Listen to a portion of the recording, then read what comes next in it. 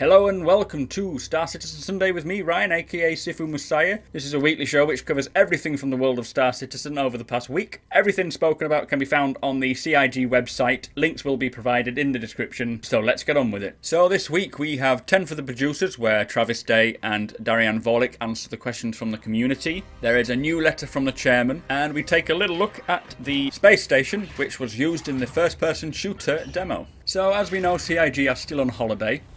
They broke up, and I think they're back on the 8th of January, so not long to go yet, but they are still providing us with lots to watch, lots to read, plenty of information about Star Citizen. There was obviously 10 for the chairman every week. We still have that, but it's 10 for the producers this week. Version 2, or episode 2. We've already had one before, and it's Darian Vorlik and Travis Day who are answering questions from the public. So, I didn't put them all in, but starting with the first one, for the growing glamour of bigger, better, badder capital multi-crewed ships, can we expect CryEngine to continue introducing additional smaller or medium-sized ships? Which I think is quite important because they are the bread and butter of traffic around the verse. Just as, you know, normal small cars are everywhere, larger cars, trucks and so forth are there in abundance, but not as much. He did say there are still plenty of single and dual crew ships, so he did say sort of single-seater and dual-seated. For instance, like the Aegis Bulldog and the Misk Reliant. The Misk Reliant is the latest, one of those latest stretch goals, which is the third starter ship we know of the Aurora variants and the Mustang variants. So the Misk Reliant are going to be the next single sort of starter ship. And he did say that once the persistent universe is filled with everything's in there, it's running smoothly, they're gonna, they'll see naturally what is missing, what roles, like role specific ships are missing, and they may need to fill a few like gaps there with different kinds of ships. And if they are single-seater ships, then so be it. So I think the initial ships we see so far is literally just the beginning. Once the persistent universe is out there, it has been told it's got a 10-year lifespan, hopefully more. And yeah, so I expect to see more ships being introduced throughout the course of it. They'll hopefully be introduced like new cars are. We shall see. I can't understand why they wouldn't introduce any more ships, single-seater ships at all. It doesn't make any sense. So, next question. A good question, and it leads into the big debate we had about the toilets and shower and eating and so forth. But unfortunately, it was only answered quite sort of rudimentally. It wasn't really in-depthly thought of. So, the question was, in episode 46 of 10 for the Chairman, Chris mentioned the need for the toilet, shower, bed and eating facilities, and will there be any single-seater ships to cater for this need? Now, all they said was basically that the beta is there, the Mustang beta, which, if you haven't seen it, I've done a review of it. It's one of the previous videos. It's like a self-contained ship with a kitchen, a toilet, a bed. A really nice, cool ship. And all they said was, there's that one, and then obviously the majority of the single-seater ships, like the Aurora, they have beds. They don't have toilets, so what you'll have to do is just open a window and stick your ass out while you're flying through space and just hope that it doesn't smear down the side of your Aurora. Anyway, yeah, so he didn't really mention that there was any of the ships coming out with self-contained things. I hope to see more space caravans like the Mustang Beta. It would be cool to have a variation, so you're not all just travelling in a mass group of Mustang Betas when you go to a campsite. You need other variations, but we shall see. It's not obviously finalised yet. So, next question. With the new ship modularity system coming out, will the old upgrade slots be replaced by the new system, or are they being used for more upgrades like the CPU, the sensors and cooling, for example? And it looks like there may have been a little confusion with this, because the mod system that we currently have now, which you can replace things like your cooling system, they're already supporting, it's already there to be used. We just haven't got the components to swap in and out yet. Like weapons, they're there. You can swap weapons in and out. Eventually we'll have different thrusters, different cooling systems, different sensors, all the different things we can swap in. Missiles, they'll all become properly available once they've been created and put in engine. The new mod system, the modularity system for ships that's coming soon, is for swapping out the interiors, the whole interiors of ships. So like, for example, you've got like maybe the Retaliator, instead of having it with bombs, sort of ordnance and so forth, you can swap it out and just have it as a full cargo bay, or maybe more sleeping room for crew and so forth. So it's going to be a full internal swap. That's what the modularity is going to be, and it's going to be for the bigger ships. I reckon there will be some variation in smaller ships, but I don't think things like the Aurora can can swap it out. I mean, you might be able to take your bed out and put in a, I don't know, I don't even want to delve into it because I don't know yet, but it's not going to be, that's, the new system is for the whole internal components to be swapped. So he did say things like cargo bay can be swapped for a medical type compartment or swapped for a prison, like a holding cell. The larger ships will have, like, you'll be able to swap out whole rooms. So you see on one of the frigates, I think it was the Javelin, you've got like a canteen. They can be swapped out and replaced with a full medical bay, maybe, you know, where you can actually have an on-ship hospital type thing. So a lot of in-depth there, really. But with things like the motherboard upgrades and things, it's to handle greater data through output. So if you've got a better motherboard, then the data coming through your ship will be able to be handled better and quicker. He did say there'll also be things like computer apps, which will allow you to lock onto more than one target at once, or faster locking speeds,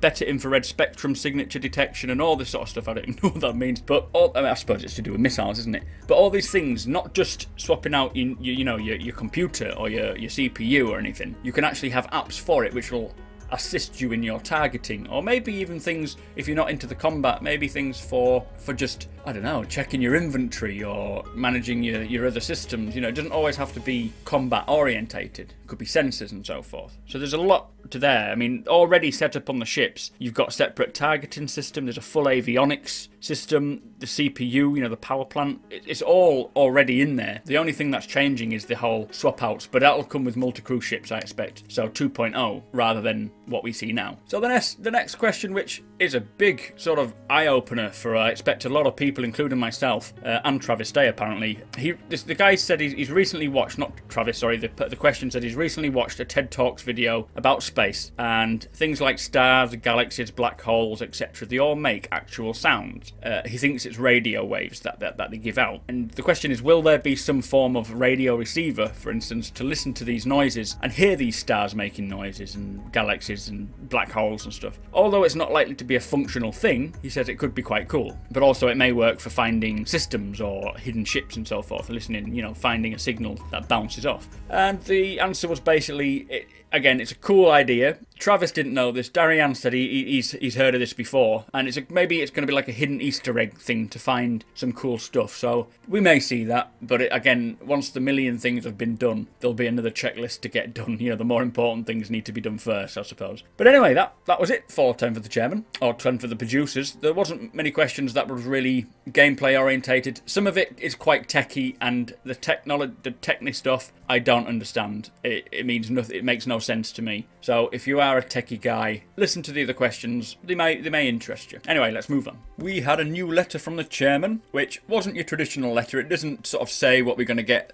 via stretch goals. I know now whenever we hit a stretch goal, he is going to put up a post about some in-game mechanic, which is really cool. Obviously, we're not getting new ships or whatever. We've got so many they've got to make anyway, so they had to stop sooner or later. But yeah, we'll hear different things about different parts of the game. This letter today, or this week, wasn't actually to do with any mechanics. It was just a big sort of rundown of everything that's happened over the year. A major thank you to everyone. And yeah, it sort of started off by sort of saying how there was 13.7 petabytes of data downloaded by the citizens, by us, and 13.7 petabytes. I've never heard of this before. I had to look it up.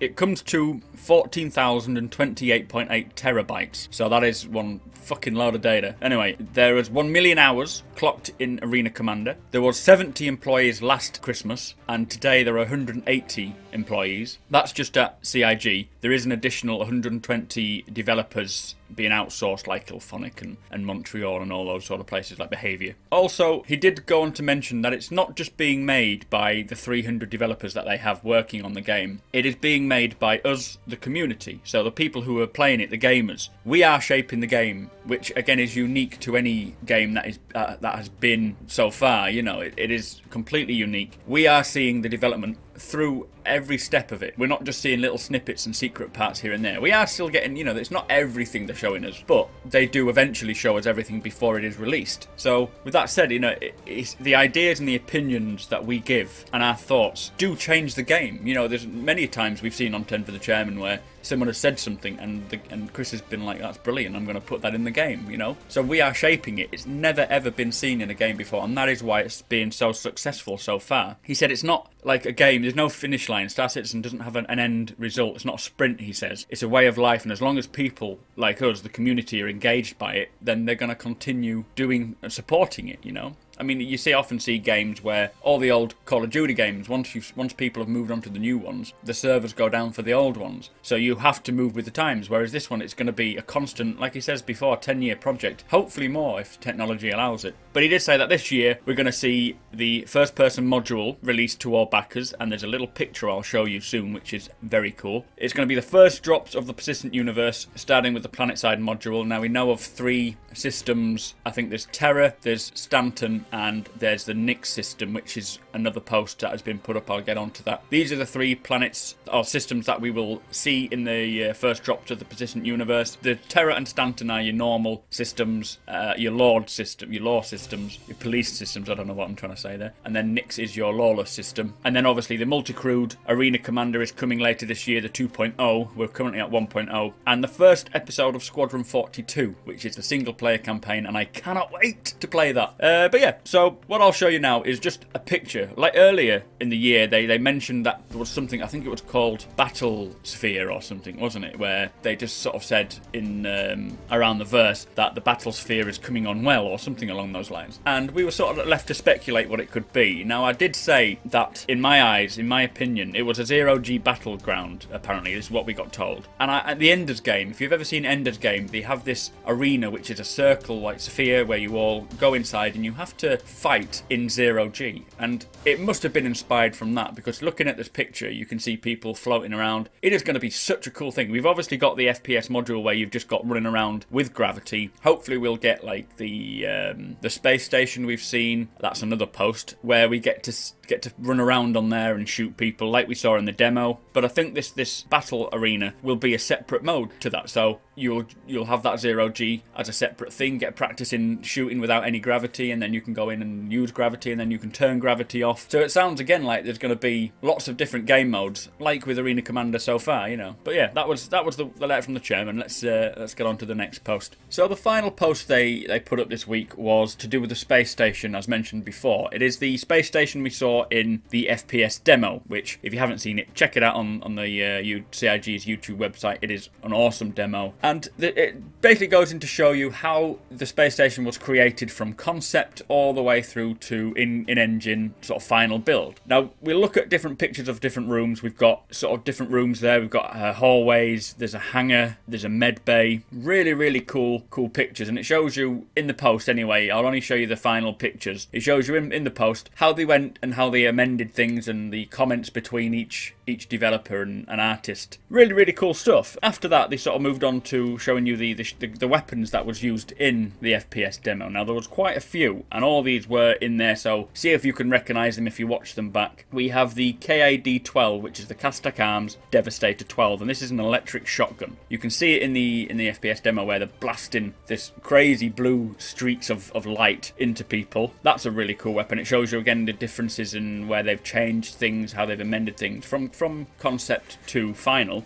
I apologise if you can hear my rabbit in the background. He seems to be rearranging his house. There's also the Clausen Werner Model 2 arc-light laser pistol, which this is actually the pistol. I think if you had backed before a certain stretch goal, you got this as a gift. There's a Gemini LH86 pistol, which is your normal ballistic pistol, or combustion it says. The Bearing P4SC submachine gun, that's another cool weapon, another ballistic weapon. And then the Clausen Werner ATT4 laser assault rifle. Now all these different weapons were seen, so check it out again I'll put up the video now so you can, hopefully anyway, if I've timed it well, so you can see it. But yeah, really, really cool post. And if you're interested in what the FPS demo for us will be like, or the FPS module, I assume this space station will be what we use. Hopefully we'll have things like the shields, the grenades and all this sort of stuff. Awesome post. Check it out if you're interested. So, also this week there was a new Galactic Guide, which is the Sakura Sun. They're an in-fiction manufacturers. They pretty much manufacture everything you can think of, from ship components to kitchen appliances. It seems like a very sort of cheap and nasty type, sort of Chinese or Japanese type make. You know, everything says made in China on the bottom. Really cool post, tells you the history, how they started out, all the different facts and about them. There was a new Star Watch, which is the celebrity reviews from around the system, from all the systems, sorry. I haven't read it myself. I probably will get around to it if I get time. There was a new fan spotlight, which is Fanfiction Volume 3, with 4 in-fiction posts, all written by the community, by people out there, not part of the actual team of CIG, so read it. This is really cool stuff. If you're really into the fiction of it and you want to get into the mood, read this stuff. You know, before you go to bed, it won't help you sleep. It'll sort of keep your mind active, really. But yeah, that was about it, I think. Again, they're still on holiday, so by the 8th, I believe they'll be back, and then we'll have more videos. We'll have Around the Verse back, and who knows what else they'll bring in. So there we go. Okay, so that's your lot for this week, Star Citizen Sunday. Another short and sweet episode. As I said before, come next week, maybe the week after, there'll be more posts to report on. Don't forget to subscribe, comment if you've got anything to say, like the video if you will, and I shall see you in the verse. Thanks for watching.